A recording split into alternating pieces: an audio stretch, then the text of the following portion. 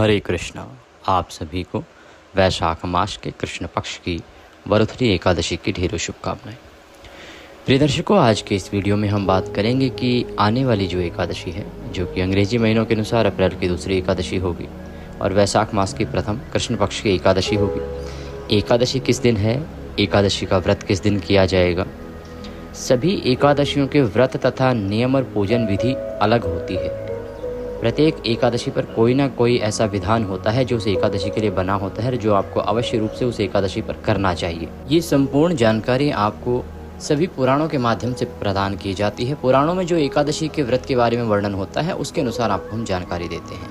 तो इस एकादशी का पूजन कैसे करना है, क्या गलती नहीं करनी है, भगवान को क्या अर्पित करना है, भोग क्या लगाना है, पूजा की विधि क्या रहेगी, एकादशी पर क्यों आवश्यक है यम जल, यमदेव को जो जल देना है वो किस प्रकार से देना है, क्या उसकी विधि रहेगी और क्यों ये देना आवश्यक है, अन्यथा आपकी इस एकादशी का पुण्य आपको 0 मिलेगा, बिल्कुल भी नहीं मिलेगा। चाहे आप जितनी मर्जी विधि विधान से आप पूजन करें, व्रत करें, यदि आपने ये जल ना दिया यमदेव को तो आपकी इस एकादशी व्रत का पुण्य फल 0 हो जाएगा। तो वो क्या विधि है, कैसे आपको जल देना चाहिए और क्यों देना चाहिए, हम ऐसा क्यों बता रहे हैं, आपको कारण भी बताएंगे कि किस पुराण में कब कहाँ वर्णन आता है और किस लिए हम ये कह रहे हैं। इस प्रकार से संपूर्ण जानकारी एकादशी के बारे में आपको प्रदान की जाएगी। आपसे अनुरोध है कि वीडियो यदि थोड़ा सा भी अच्छा लगे तो कृपया एक बार लाइक अवश्य कर दीजिएगा अपने व्रत की सफलता के लिए, और भगवान श्री हरि का आशीर्वाद प्राप्त करने के लिए कमेंट बॉक्स में अवश्य लिखिएगा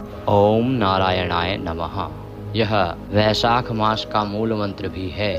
इसको जितना अधिक लिखेंगे वैशाख में उतना अधिक पुण्य प्राप्त होगा। तो ये मंत्र आपको अवश्य लिखना चाहिए, जितना अधिक हो सके बोलना चाहिए। वैशाख मास में कोई भी पूजन करें, इस मंत्र का जितना उच्चारण होगा उतना अधिक फल आपको प्राप्त होगा। आप देख रहे हैं देवभूमि ज्योतिष संस्थान का प्रतिष्ठित YouTube चैनल देवभूमि धार्मिक। हम यहाँ जो जानकारी देते हैं वो पुराणों पर आधारित होती है, पंचांग पर आधारित होती है।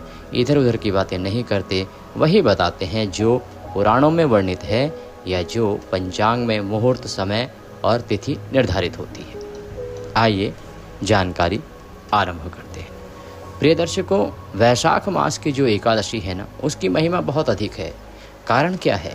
कारण ये कि वैशाख की सभी तिथियों की महिमा अधिक है। वैशाख मास वह मास है जिसमें सभी व्रत, त्योहार, पूजन आदि का जो महत्व है ना, वो बहुत बढ़ जाता है। इसका जो फल है ना, वो बहुत बढ़ जाता है। क्या आप जानते हैं, इस एकादशी का व्रत अन्य सभी एकादशियों से 1000 गुना अधिक फलदायी है। अगर आप किसी अन्य मास में एकादशी करते हैं तो उससे जो पुण्य फल मिलता है, उससे 1000 गुना अधिक पुण्य फल आपको इस एकादशी के व्रत करने से प्राप्त होता है। क्यों है इसकी इतनी महिमा? क्योंकि ये वैशाख की एकादशी है। वैशाख का जो महीना है ना, ये मेरे माधव का महीना है।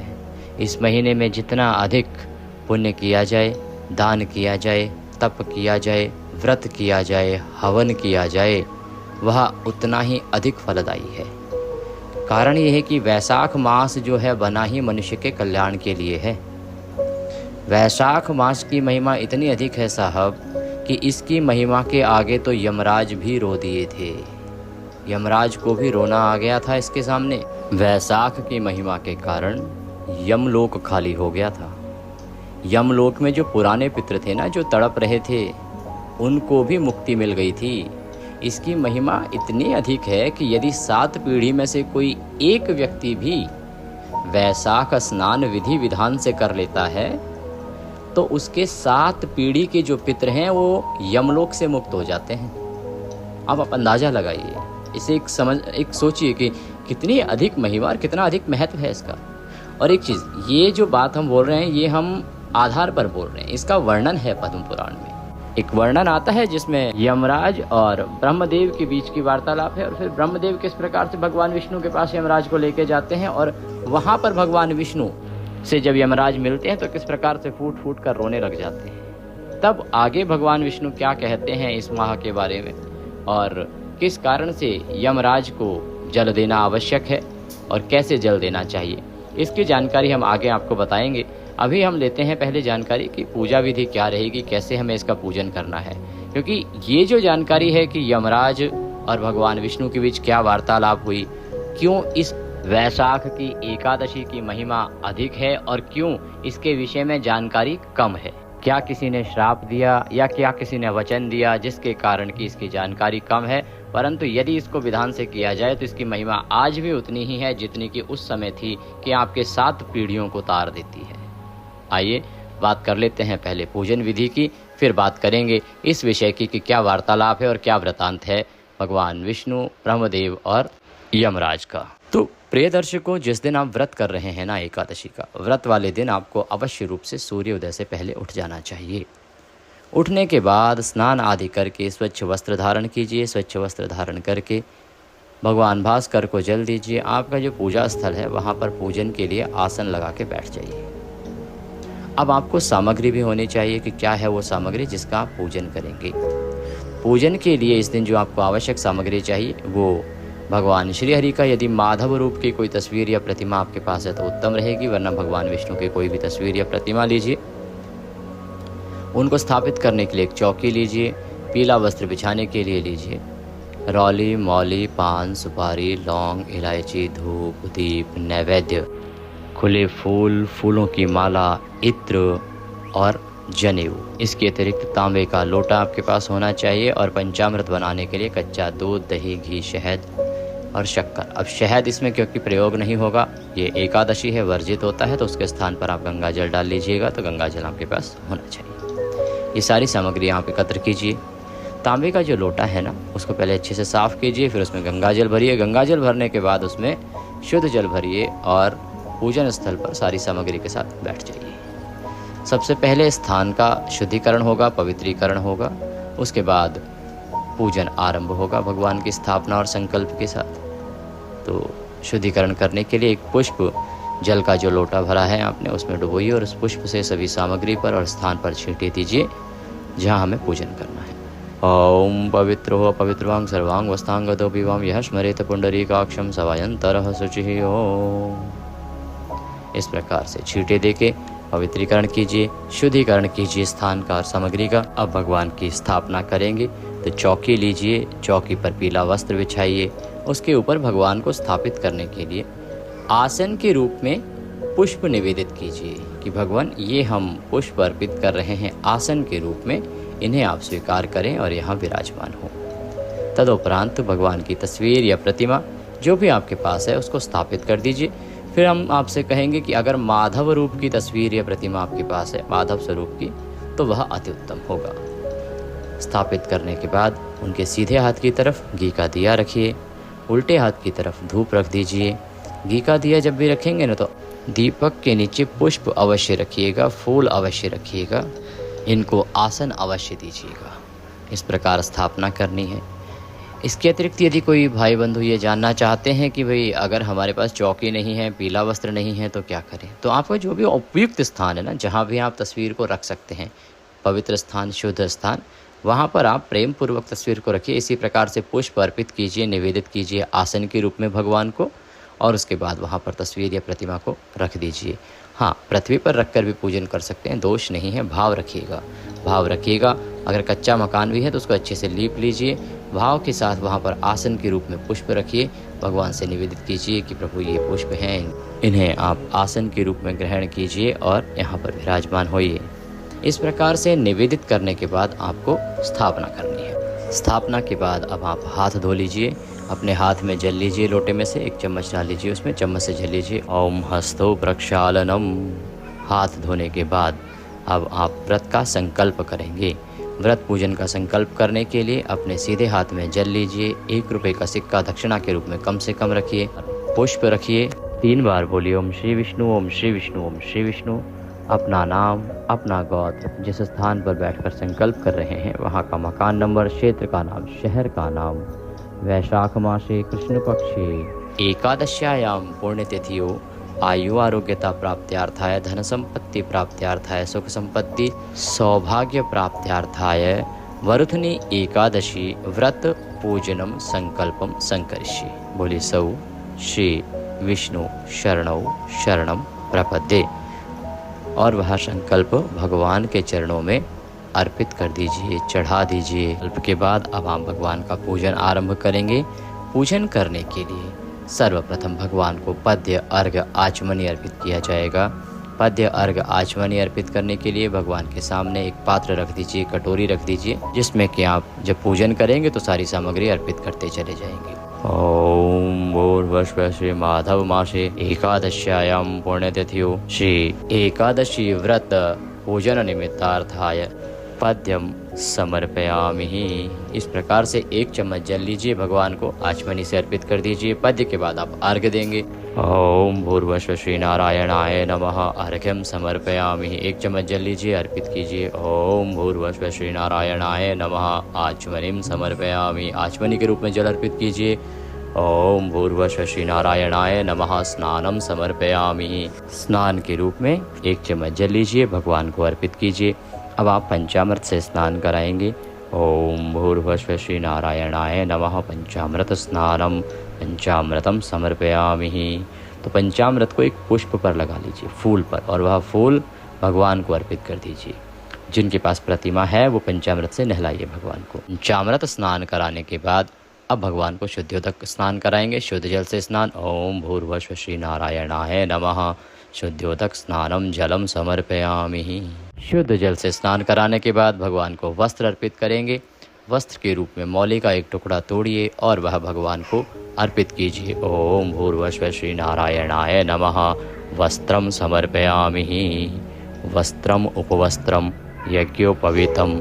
वस्त्र अर्पित करने के बाद अब आप यज्ञोपवीत भगवान को अर्पित करेंगे। यज्ञोपवीत क्या है? जनेऊ। जनेऊ लीजिए, जनेऊ पर तिलक कर लीजिए, रौली लीजिएगा ना, रौली से जनेऊ पर तिलक कर लीजिएगा और वह जनेऊ अर्पित कीजिएगा। ओम भूर्भुवः श्री नारायणाय नमः यज्ञोपवीतम समर्पयामि। यज्ञोपवीत अर्पित करने के बाद भगवान को तिलक कीजिए। ओम भूर्भुवः श्री नारायणाय नमः तिलकम समर्पयामि। तिलक लगा के फूलों की माला पहनाइए, पुष्प हैं तो पुष्प अर्पित कीजिए। ओम भूर्भुवः श्री नारायणाय नमः पुष्पम समर्पयामि माल्यार्पणम कुरुः। माला पहनाइए, पुष्प अर्पित कीजिए। धूप दिखाएंगे और दीप दिखाएंगे। धूप और दीप आपने प्रज्वलित कब करने हैं? जब आप व्रत का संकल्प करना आरंभ करते हैं ना, तो दीप और धूप दोनों प्रज्वलित कर लीजिएगा। भगवान को पहले धूप दिखाइए, फिर दीप दिखाइए। ओम भूर्भुवः श्री नारायणाय नमः धूपम अर्पयामि। ओम भूर्भुवः श्री नारायणाय नमः दीपम दर्शयामि। धूप दीप दिखाने के बाद भगवान को नैवेद्य अर्पित करेंगे। नैवेद्य क्या होता है? आपके पास कोई मिठाई है तो वो चढ़ाइएगा, मिठाई ना हो तो फल लीजिएगा, फल भी ना हो तो मिश्री ले लीजिएगा, मिश्री भगवान को अर्पित कीजिएगा भोग के स्वरूप में। इसी को नैवेद्य कहते हैं। ओम भूर्भुवः श्री नारायणाय नमः नैवेद्यम समर्पयामि जलाचमनीम कुरुः। इसके बाद जलाचमनी करेंगे भोजन के अंत वाली। तो 1 चम्मच जल लीजिएगा आचमनी से और वह अर्पित कर दीजिएगा। ओम भूर्भुवः श्री नारायणाय नमः भोजनान्ते जलाचमनीम समर्पयामि।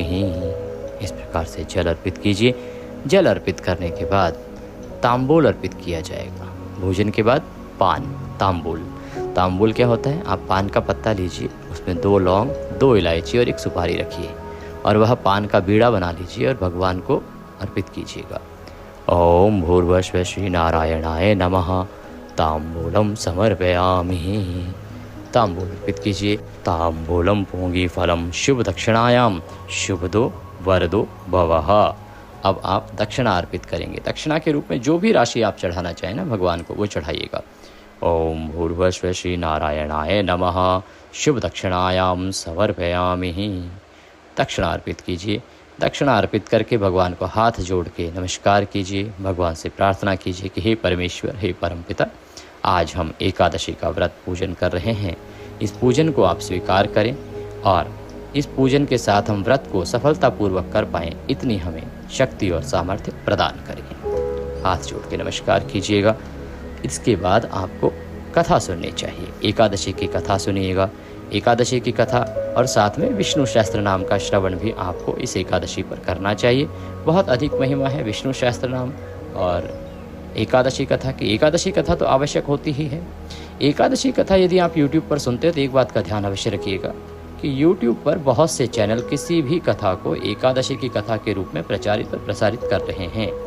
तो ध्यान रखिएगा कि आप किसी भी चैनल पर अगर सुन रहे हैं तो वो सही कथा ही सुने।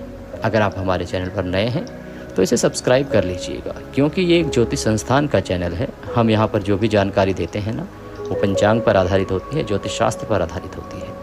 यहाँ पर हम इधर उधर की बातें नहीं करते।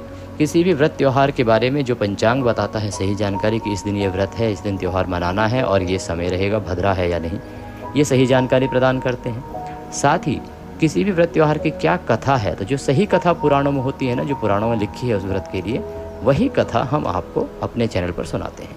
तो किसी भी व्रत त्यौहार को सही प्रकार से अगर करना चाहते हैं तो चैनल को सब्सक्राइब कीजिए।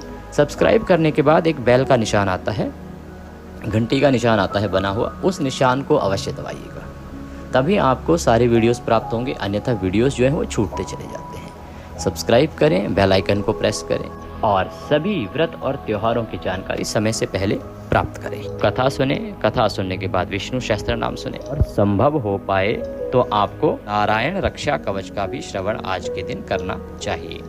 नारायण रक्षा कवच हो, चाहे विष्णु सहस्त्र नाम और चाहे एकादशी की कथा, ये तीनों ही वीडियोस हम आपके लिए अपलोड करते हैं प्रत्येक एकादशी पर। तो कथा, विष्णु सहस्त्र नाम आदि सुनने के बाद भगवान की आरती कीजिए और उसके बाद प्रेम पूर्वक दिन को व्यतीत कीजिए। आप जो भी व्यापार करते हैं तो अपने व्यापार को देखिए, आप ऑफिस जाते हैं ऑफिस जाइए, आप अगर गृहिणी हैं आप घर के काम देखते हैं आप घर के काम देखिए, जो भी आपके कार्य हैं उनको देखिए। कुछ नियमों का ध्यान रखिएगा। नियमों में क्या है, जैसे कि दशमी तिथि से ही कुछ चीज़ों का परित्याग कर देना है, कांसे के पात्र में भोजन नहीं करना है, शहद का प्रयोग नहीं करना है, मसूर की दाल नहीं खानी है, चने का साग नहीं खाना है। इसके अतिरिक्त ब्रह्मचर्य का पालन आपने अवश्य रूप से करना है। दशमी तिथि से और पारण वाले दिन तक आपने ब्रह्मचर्य का पालन करना है। साथ ही आपने किसी के प्रति वैर भाव नहीं रखना है, किसी को अपशब्दों का प्रयोग नहीं करना है। शालीनता के साथ शुद्ध मन आचरण से आपने अपना दिन व्यतीत करना है। किसी के प्रति छल कपट की भावना मन में नहीं आनी चाहिए। इस प्रकार से आप अपना दिन व्यतीत कीजिएगा। सायंकाल को संभव हो तो कीर्तन कीजिएगा और रात्रि काल को संभव हो तो जागरण कीजिएगा। और पारण वाले दिन आपको सुबह सूर्योदय से पहले अवश्य ही उठ जाना चाहिए। अब हम पारण के दिन की बात करें, उससे पहले अब जानना आवश्यक ये हो जाता है कि किन कारणों से इस एकादशी पर यमदेव को या यमराज को जल देना अनिवार्य है। क्यों आपको जल देना चाहिए, इसका क्या वृतांत है। देखिए, पुराण में एक वृतांत आता है कि एक समय ऐसा आया कि जब यमलोक खाली हो गया, क्योंकि पृथ्वी पर जितने भी लोग थे सब वैशाख नहाने लगे, वैशाख का स्नान करने लगे, और इस कारण से जो यमलोक है वो खाली हो गया। क्योंकि वैशाख स्नान करने से आपके 7 पीढ़ियां तर जाती हैं। ऐसे हालात आने पर यमराज जो हैं वो परेशान होकर ब्रह्मदेव के पास गए। उन्होंने ब्रह्मदेव से प्रार्थना की कि ब्रह्मदेव, इस प्रकार से अगर होता रहा, लोग इस प्रकार से वैकुंठ जाते रहे, तो मेरा तो लोक ही खाली हो जाएगा। मैं क्या करूंगा प्रभु, मेरे स्थान का तो कुछ औचित्य ही नहीं रह जाएगा, और मुझे पूछेगा कौन। तो मेरी रक्षा करें, मेरे स्थान की रक्षा करें। ब्रह्मदेव ने कहा कि देखिए, ये तो भगवान विष्णु ही इसका कुछ हल दे सकते हैं, हमें उनके पास चलना चाहिए। भगवान विष्णु के पास ब्रह्मदेव यमराज गए। यमराज रोने लगे, भगवान विष्णु से प्रार्थना करने लगे कि प्रभु मेरी रक्षा करें, मेरी रक्षा करें, क्योंकि मेरे धाम में तो अब कोई आता ही नहीं है। आपने ये जो वैशाख मास बना दिया है और इसकी महिमा इतनी अधिक कर दी है कि इससे लोगों को इतना अधिक पुण्य प्राप्त हो रहा है। इसकी एकादशी करके लोग पवित्र हो रहे हैं, अपनी 7 पीढ़ियों को पार कर जा रहे हैं। तो प्रभु, ये मेरे साथ अनुचित व्यवहार है, मेरा कुछ हल निकालिए। अब क्योंकि भगवान विष्णु अपने भक्तों के खिलाफ कुछ सुनते नहीं हैं, वो थोड़े से उग्र हुए और उन्होंने कहा कि यमदेव, अपने भक्तों के लिए तो मैं लक्ष्मी का भी त्याग कर सकता हूं, फिर आप कौन हैं। यमराज ने पुनः रोते हुए प्रार्थना करी कि प्रभु, मैं आपका सेवक हूं और ये सृष्टि आप ही की तो बनाई हुई है। अगर ऐसे ही चलता रहा तो ये सृष्टि कहाँ जाएगी, सृष्टि का संतुलन बिगड़ जाएगा। भगवान विष्णु ने कहा कि ठीक है, मैं आपके लिए इतना कर सकता हूँ कि जैसे जैसे कलयुग आएगा वैसे वैसे वैशाख जो माह है और वैशाख की जो एकादशी है उसकी महिमा कम होती चली जाएगी, अर्थात उसके बारे में लोगों की जानकारी कम होती चली जाएगी। जानकारी कम होती चली जाएगी, ये है अभिप्राय। ये नहीं कि इसका कोई पुण्य कम होगा। जो जानकारी रखेगा और जो विधि विधान से पूजन करेगा उसको पुण्य उतना ही मिलेगा जो उस समय मिलता था। तो इस कारण से, इस वचन के कारण वैशाख की महिमा दिनों दिन घटती जा रही है। लोगों को पता ही नहीं होता कि वैशाख कितना महत्वपूर्ण महीना है और वैशाख की जो एकादशी है उसका पुण्य कितना अधिक है। केवल इस वचन के कारण उसकी महिमा विलुप्त होती जा रही है। हमारा उद्देश्य है आपको सही जानकारी प्रदान करना, क्योंकि पुराण कहते हैं कि श्रेष्ठ मास जो है वो वैशाख है, इसीलिए वैशाख में आने वाले सभी त्योहार श्रेष्ठ होते हैं। यमराज ने कहा, प्रभु इतना तो ठीक है पर इससे काम नहीं चलेगा, क्योंकि वैशाख में तो लोग फिर पूजन पाठ करेंगे और मुझे इतने में संतुष्टि नहीं है। मुझे वैशाख की पूजा में हिस्सा चाहिए। आप कुछ ऐसा करें जिससे कि वैशाख में लोग मेरी भी पूजा करें, मुझे भी हिस्सा दें। तो भगवान विष्णु ने कहा कि ठीक है यमदेव, वैशाख मास में लोग जितनी मर्जी पूजा पाठ करें, जितना एकादशी का मर्जी व्रत करें, जितनी मर्जी कथा श्रवण करें, उनको पुण्य तो उतना ही प्राप्त होता है। लेकिन यदि उन्होंने यमदेव को प्रतिदिन जल अर्पित नहीं किया तो उनका ये पुण्य जो है, ये जो पुण्य कर्म है, जो उन्होंने धर्म कर्म किया है, इसका कुछ फल प्राप्त नहीं होगा। पुनः बता दे कि वैशाख मास में प्रतिदिन यदि आपने, और अगर प्रतिदिन नहीं तो एकादशी के दिन आपने अवश्य रूप से यमराज को 1 लोटा जल अर्पित करना है, अन्यथा भगवान विष्णु स्वयं कहते हैं कि आपको इस दिन के व्रत पूजन का भी कोई फल प्राप्त नहीं होगा। तो स्नान आदि करने के बाद स्वच्छ वस्त्र धारण करके जैसे आप सूर्य को अर्घ्य देते हैं उसी समय 1 लोटा जल लीजिएगा और दक्षिण दिशा की ओर मुख करके, दक्षिण साउथ की ओर मुख करके यमराज का स्मरण करके जल दीजिएगा। हे यमदेव, हम आपको यह जल अर्पित कर रहे हैं, इसको आप स्वीकार करें। मंत्र बोलिएगा, ओम नारायणाय नमः, ओम नारायणाय नमः, ओम नारायणाय नमः। आपका जो एकादशी व्रत पूजन है ये सफल होगा। व्रत के साथ साथ पूजन का फल भी उत्तम होगा। तो इसका विशेष ध्यान रखिएगा कि आपने यमराज को इस दिन 1 लोटा जल अवश्य रूप से अर्पित करना है, लोटा पीतल या तांबे का लेना। अब बात करते हैं कि एकादशी का पारण कैसे करना है और एकादशी का व्रत किस दिन करना है। देखिए दर्शकों, पारण का ना, जो आप बाकी कुछ समझे ना समझे, पारण का जो समय है निर्धारित, उसका एक नियम है। कानून ये है कि एकादशी का पारण व्रत के अगले दिन सूर्योदय के बाद और द्वादशी तिथि के पहले 5.5 घंटे निकल जाने के बाद होता है, क्योंकि पहले 5.5 घंटे द्वादशी के हरिवासर का समय होता है। इन 3 सिद्धांतों को अवश्य रूप से हमें ध्यान रखना चाहिए। इसके आधार पर ही इसका जो पारण है उसका निर्धारण होता है। पूजा विधि, पूजा के साथ जो आवश्यक होती है वो होती है पुष्पांजलि और क्षमा प्रार्थना। इसका भी ध्यान विशेष रूप से रखना चाहिए। ये हम आपको विस्तृत रूप में पारण के वीडियो में बताएंगे, क्योंकि ये वीडियो पहले ही बहुत बड़ा हो गया है। तो पारण का वीडियो आप अवश्य देखिएगा। बात करते हैं कि अब आपने एकादशी का व्रत करना किस दिन है और पारण का समय क्या रहेगा। देखिए, वैशाख मास के कृष्ण पक्ष की एकादशी, जिसका नाम है वरुथनी एकादशी, तो एकादशी तिथि जो है ना वो 23 अप्रैल बुधवार को शाम को 4:43 से शुरू होगी और 24 अप्रैल गुरुवार को दोपहर को 2:32 तक रहेगी। ऐसे में 24 अप्रैल गुरुवार को एकादशी सूर्य के मुख से है और द्वादशी तिथि भी इसमें आ रही है, इसीलिए ये श्रेष्ठ व्रत होगा। तो आपको एकादशी का व्रत करना है 24 अप्रैल को, 24 अप्रैल गुरुवार को। पारण आप 25 अप्रैल को करेंगे। पारण का हमने निर्धारण कैसे होता है ये आपको बताया है।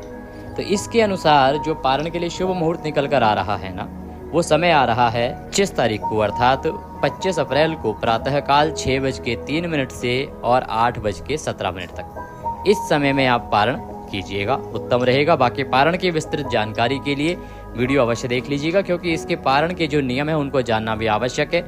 अगर पारण सही विधि से ना किया जाए तो भी आपको पुण्यफल प्राप्त नहीं होता है। ये थी जानकारी एकादशी के बारे में कि एकादशी कब है, व्रत कैसे करना है, कब करना है। जानकारी थोड़ी भी अच्छी लगी हो तो कृपया लाइक अवश्य कर दीजिएगा। कमेंट बॉक्स में अवश्य लिखिएगा जय श्री हरि या मूल मंत्र ओम नारायणाय नमः। भगवान सबका कल्याण करेंगे। ओम नारायणाय नमः।